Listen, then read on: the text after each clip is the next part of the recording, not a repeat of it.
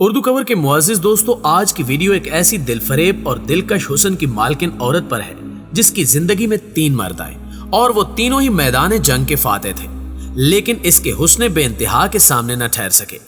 اس کی زلفوں کے اسیر ہو جانے والوں میں سے ایک تمام عالم کو فتح کرنے والا سکندر اعظم بھی تھا، جس نے اس عورت کی خاطر کئی دوستوں کو ناراض کیا، کئی جان نثاروں کو کڑی سزا دی، انتہا یہ کہ خود پر قاتلانہ حملہ کرنے والے اس کے نوعمر بیٹے کو بخش دیا۔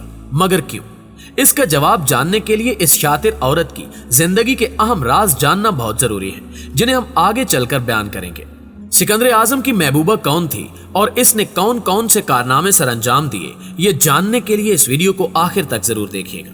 تو آئیے چل کر اس حسین عورت کے بارے میں جانتے ہیں۔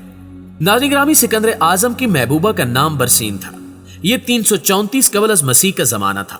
ماہ جون کا آغاز ہو چکا تھا۔ ملک فارس میں اس سال پڑنے والی گرمی تاریخ کی شدید ترین گرمی تھی، جس کے سبب ہر شے آگ کے گولے میں تبدیل ہو چکی تھی۔ لیکن اس علاقے کے لوگ گرمی سے زیادہ اس طوفان سے خوف زدہ تھے جو 20 روز پہلے ایشیائے کوچک کے ساحلوں پر اتر چکا تھا۔ اس طوفان کا نام تھا سکندر اعظم۔ یونان کی چھوٹی سی ریاست مقدونیہ کا نوجوان جو 40,000 کی فوج لے کر دنیا فتح کرنے کے ارادے سے نکلا تھا، جبکہ دوسری طرف فارسی ہائی کمان کی ایک نشست میں اسے روکنے کی تدابیر پر غور کیا جا رہا تھا۔ فارس کے اعلیٰ ترین عہدیداروں کے درمیان ایک یونانی نسل جرنیل مینن بھی شامل تھا، جس کی تجویز تھی کہ سکندر اعظم کا مقابلہ کھلے میدان میں کرنے کی بجائے اس پر شب خون مارا جائے اور اس کے ساتھ ساتھ اپنی فوجیں مقدونیہ کے ساحلوں پر اتار دی جائیں۔ لیکن اکثریت نے اس رائے سے اتفاق نہ کیا اور طے پایا کہ سکندر اعظم کا مقابلہ دریائے گرینی کوس کے مقام پر کیا جائے گا۔ مینن اپنے دور کے عظیم ترین جنگجوؤں میں سے ایک تھا، یہاں تک کہ سکندر اعظم کی محفلوں میں بھی اس شخص کے چرچے ہوتے۔ سکندر اس کی صلاحیتوں سے خوب واقف تھا اور اسے لے کر مستقبل کے اندیشوں سے پریشان بھی۔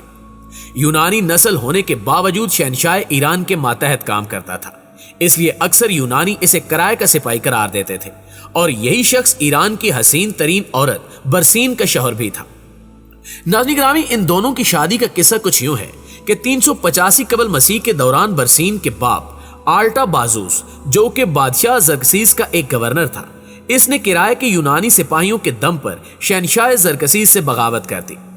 ان یونانیوں کا سالار مینٹر نامی شخص تھا۔ تعلقات کی مضبوطی کی خاطر اس نے اپنی نہایت کمسن بیٹی برسین کی شادی بھی مینٹر سے کر دی، لیکن اس جنگ میں آرٹا بازوس اور مینٹر کے سپاہیوں کو شکست ہوئی اور برسین سمیت یہ تمام خاندان جلا وطن کر دیا گیا۔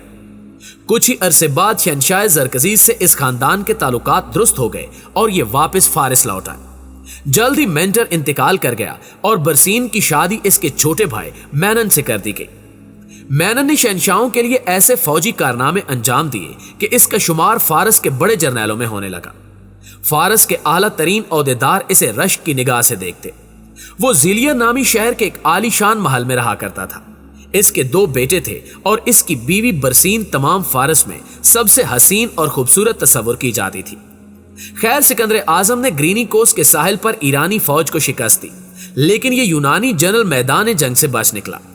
اس شہر کی فتح کے بعد سکندر اعظم کے سامنے ایک نہایت حسین و جمیل عورت کو پیش کیا گیا جو رات کے اندھیرے میں اپنے بیٹوں کے ہمراہ شہر سے نکلنے کی کوشش کر رہی تھی۔ سکندر نے ایسا حسن کبھی اپنے تصور میں بھی نہیں دیکھا تھا۔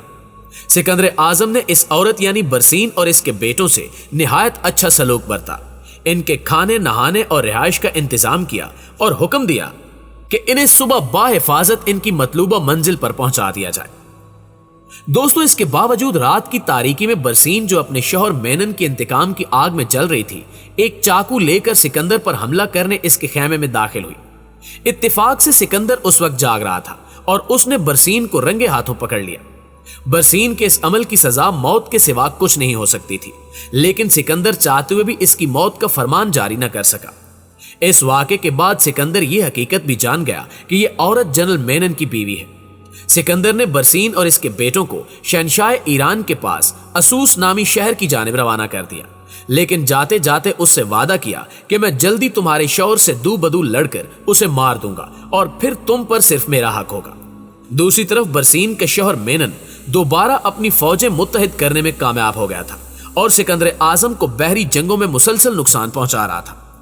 لیکن قسمت چونکہ سکندر اعظم کے ساتھ تھی، اس لیے چند کامیابیاں حاصل کرنے کے بعد مینن شدید بیمار پڑا اور جلد ہی مر گیا۔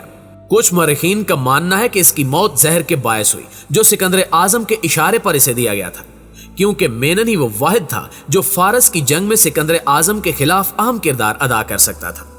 5 نومبر 333 قبل از مسیح شہنشاہ ایران اور سکندر اعظم کے بیچ پہلا تاریخ ساز معرکہ ہوا، جس میں سکندر اعظم نے فارسیوں کو عبرت ناک شکست سے دوچار کیا۔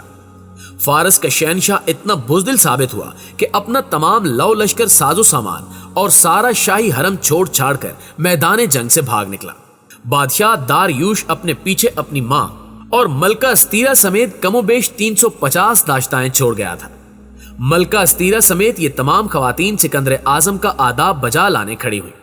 سکندر ان کا حسن دیکھ کر دنگ رہ گیا، اس کے باوجود اس کی نگاہیں کسی اور کو ڈھونڈتی رہیں جو برسین تھی۔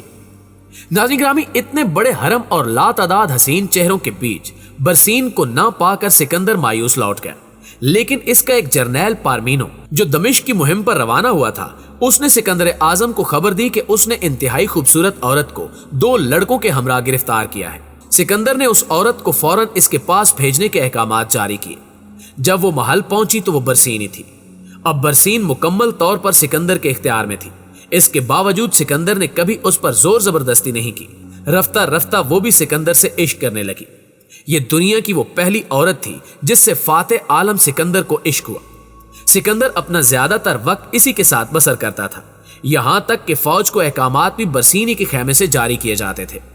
ایک مرتبہ جب سکندر اعظم اور برسین خلوت کے لمحات میں تھے، اسی دوران برسین اور مینن کا بڑا بیٹا جس کی عمر بمشکل 15 سال ہوگی، سکندر پر ایک خنجر لے کر حملہ آور ہوا۔ سکندر اپنی جنگجوانہ صلاحیتوں کے سبب اس حملے سے بچ نکلا اور چند ہی لمحوں میں اس لڑکے کو زیر کر لیا۔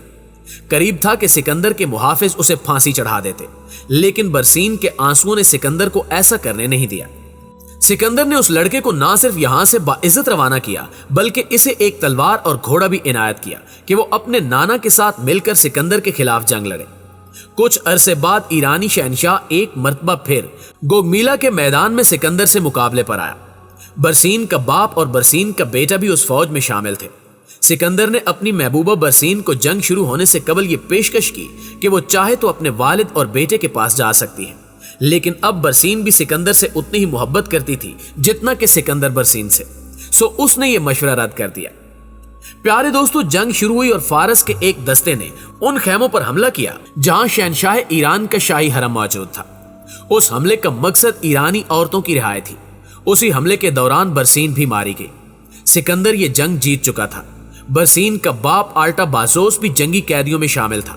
سکندر نے فوراً اسے رہا کر دیا اور اسے برسین کی آخری رسومات فارسی طور طریقوں سے ادا کرنے کی اجازت دی۔ برسین کا جسم پتھروں کے ایک چبوترے، جسے فارسی مینار خاموشی کہتے ہیں، پر رکھ دیا گیا اور سب لوگ اسے چھوڑ کر جانے لگے تاکہ پرندے برسین کا مردہ جسم نوچ کھائیں۔ لیکن سکندر اپنی محبوبہ کی یہ حالت نہیں دیکھ سکتا تھا۔ وہ گھنٹوں برسین کے پاس بیٹھا روتا رہا، یہاں تک کہ اس نے برسین کے لیے ایک مقبرہ تعمیر کرنے کا حکم دیا۔ جب تک وہ مقبرہ تعمیر نہ ہوا، اس کی فوج برسین کی لاش کو چھوڑ کر نہ گئی۔ تمام مورخ اس بات پر متفق ہیں کہ سکندر نے جس طرح برسین کو چاہا، اس طرح کسی اور عورت کو نہیں چاہا، اور اسی محبت کے سبب آج 2500 سال گزرنے کے باوجود برسین نامی اس عورت کے حسن کے قصے تاریخ میں محفوظ ہیں۔